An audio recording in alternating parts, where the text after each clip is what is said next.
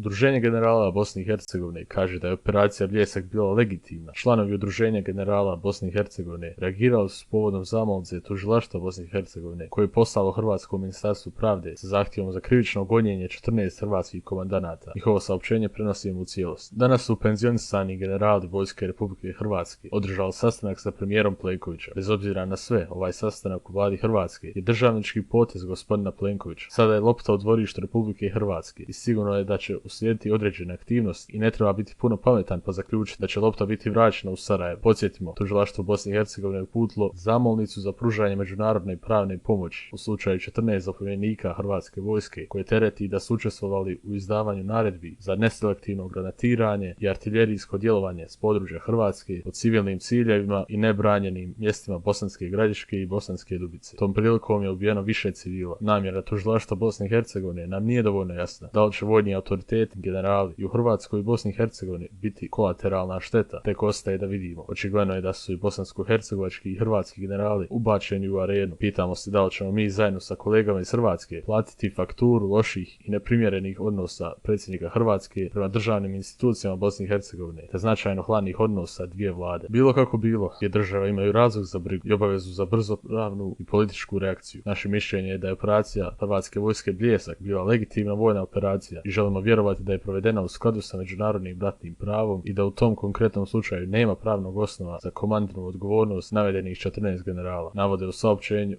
iz Udruženja generala Bosne i Hercegovine.